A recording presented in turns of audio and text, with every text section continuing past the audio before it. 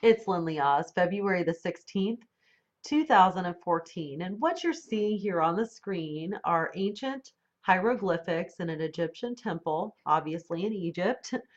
And they are real. They're not a hoax. This is a very real hieroglyphic image that you're seeing here. And there's a lot of controversy about these hieroglyphics because of what they appear to be. This one, for example, appears to be a modern day helicopter. Now, I did forget to mention that these hieroglyphics are over 2,000 years old. Some even go so far to say 3,000 years old. This one appears to be a submarine, and these two appear to be some sort of a modern day aircraft. Some people believe this one looks like the Hindenburg, and some people believe this one here appears to be a glider. Now, my take on this has a lot to do with the fallen angels or the Nephilim. And I will show you in the Bible a verse that I used in a recent post to do with the Egyptian bloodline going back to the Nephilim as well. However, a lot of people feel that ancient aliens came and taught these people these things, and or that the Egyptians were carving out, what they had seen when they met with the ancient aliens. And others believe that we came from Mars or that there was life on Mars. Myself personally, I don't attest to any of that. I go back to the Bible and I go back to the extra biblical historical account of Enoch. Now here's a picture of a distant shot of the close-up we were just looking at. We were looking at this section right here. And let me enlarge that for you. You can see right there.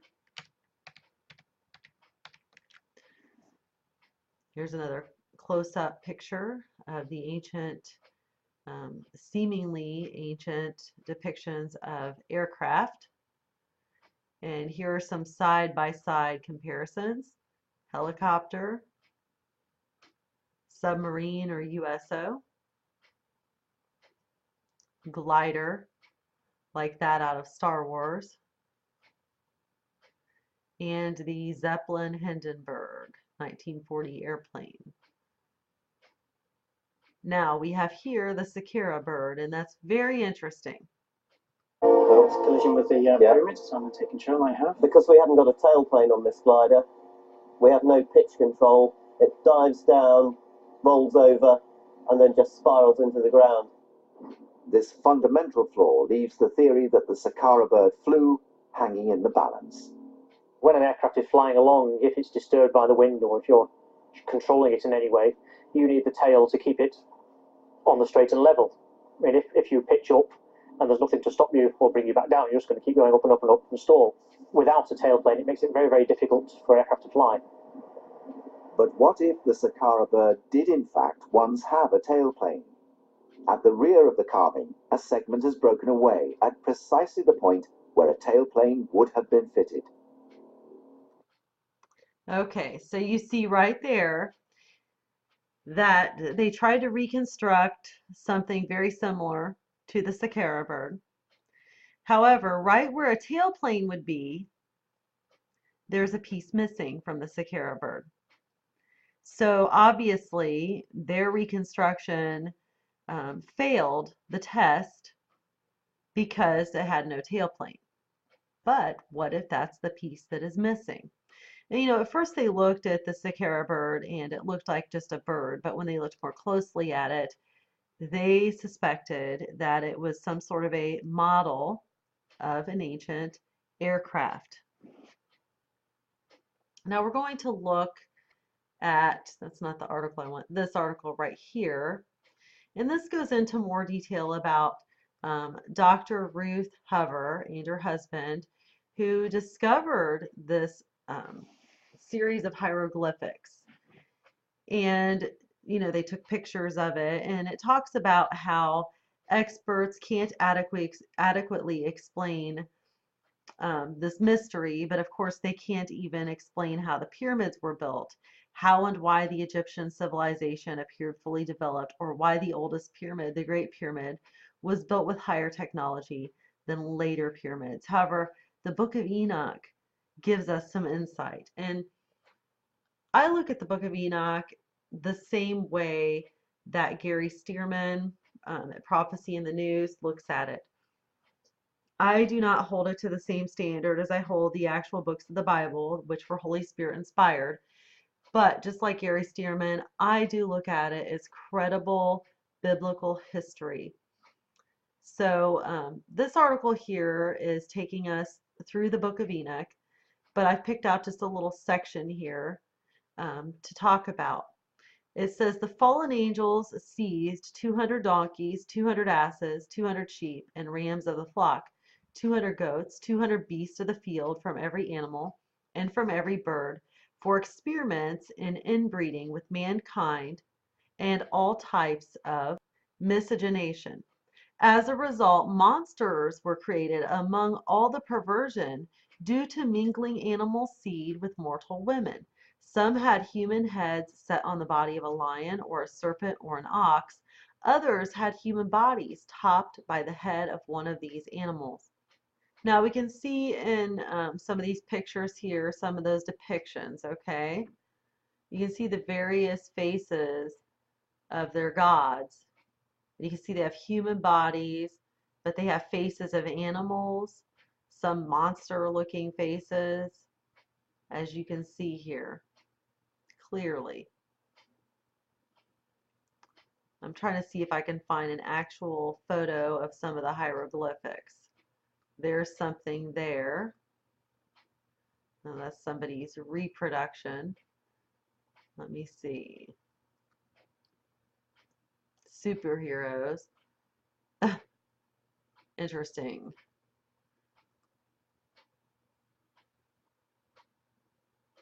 That looks like a kid's cartoon. Ah, here we go. Right here you can see their actual ancient Egypt gods, okay? See the face right there? There's another one.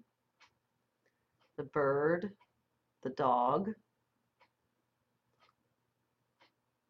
Then there's some type of art photography, but that still gives you a good idea and to see what different things that we have here that we can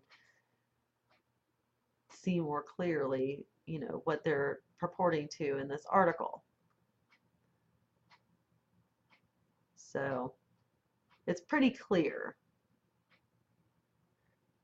So what ended up happening is these Nephilim creatures, they were larger in size like a giant, they were frightening looking, and they were more powerful than humans were, and they were highly intelligent, and they began to do evil things. They began to eat humans, torture and torment humans, sacrificing children, and all sorts of horrible things. Now here we have a Bible verse, Jeremiah 32:20. The Lord hath set signs and wonders in the land of Egypt. The evil happening in those days focused heavily in the land of Egypt, for this place became the center for the fallen angels and many of the deeds they did. The strongest of the great giants were divided into two sets of 9.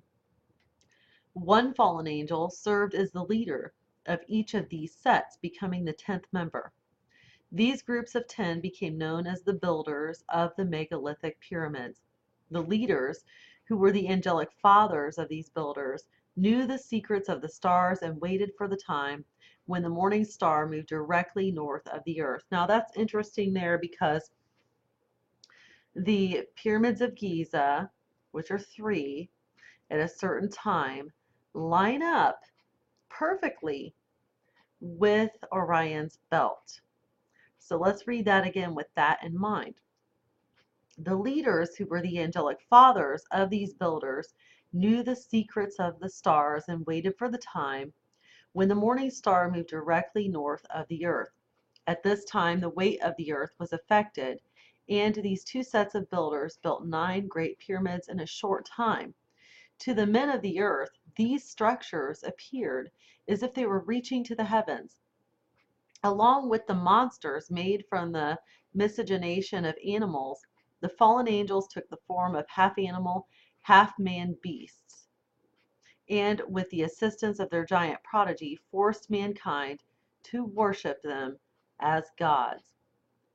So that makes the most sense to me, that the Nephilim were responsible for building these megalithic structures.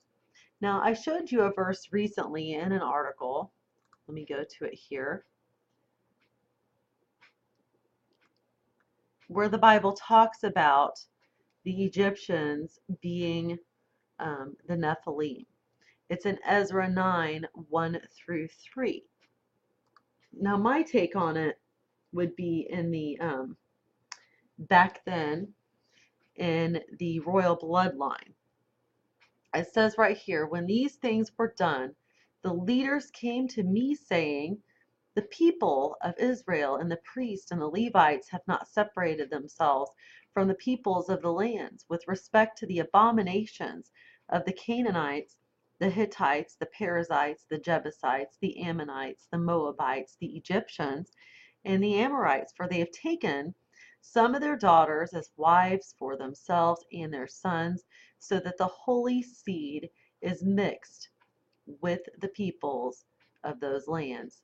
Indeed, the hand of the leaders and rulers has been foremost in this trespass. So right there we can see how in ancient Egypt, the Egyptians may very well have been the Nephilim's offspring. So then it begs the question, wrong page, right here.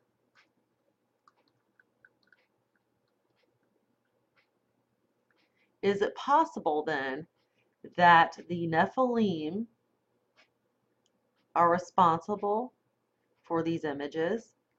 You have to understand, the fallen angels knew great things. They had great knowledge of things that God had given to them when they were holy angels. What they did when they fell from grace, when they fell to Mount Hermon, they took that God-given knowledge for technology and things that far exceed the technology today. They took it and used it for evil, and they're still using it for evil today.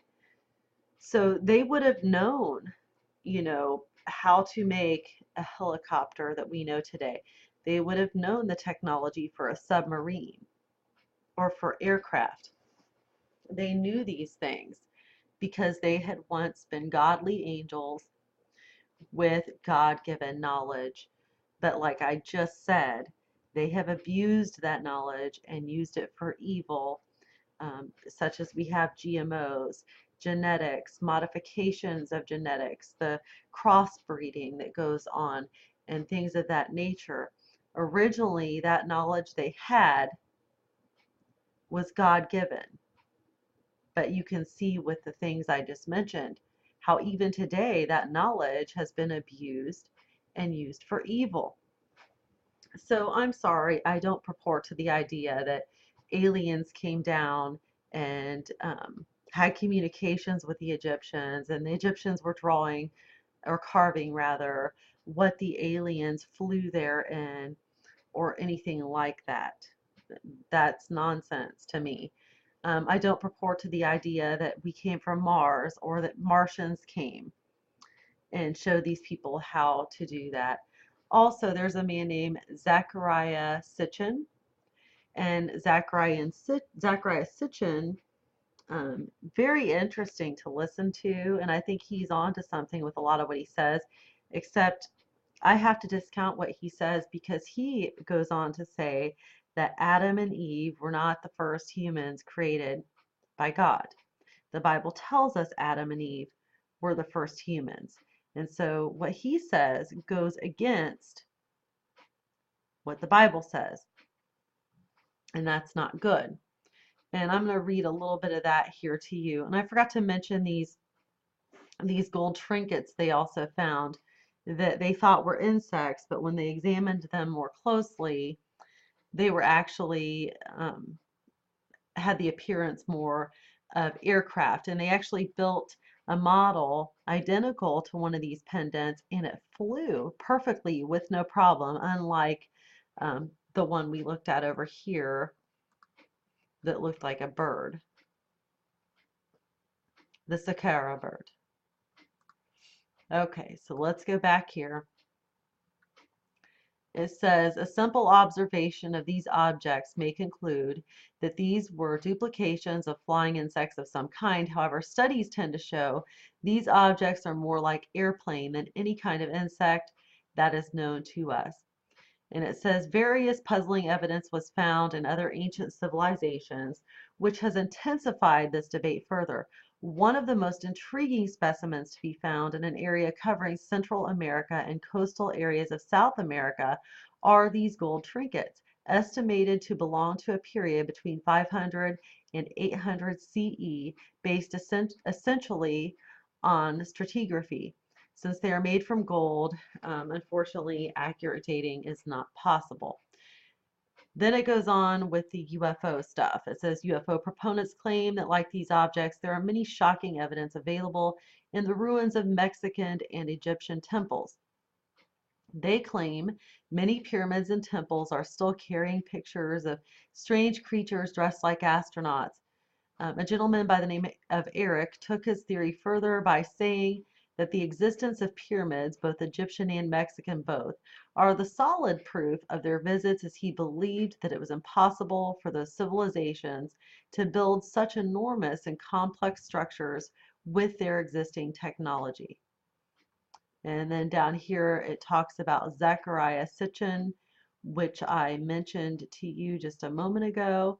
Sitchin attributes the creation of the ancient Sumerian culture to the Nephilim, or the Anunnaki, but he calls them a race of aliens from a planet he calls Nibiru. According to Sitchin's interpretation of Sumerian cosmology, there is an undiscovered planet which follows a long elliptical orbit, reaching the inner solar system roughly every 3,600 years. This planet is called Nibiru, the planet associated with Marduk in Babylonian cosmology. Nibiru was the home of a technologically advanced human-like extraterrestrial race called the Anunnaki in Sumerian myth, which Sitchin states are called the Nephilim in Genesis. He asserts that Sumerian mythology reflects this view, though his speculations are entirely discounted by professional scientists, historians, and archaeologists, who note many problems with his translations of ancient texts and with his understanding of physics.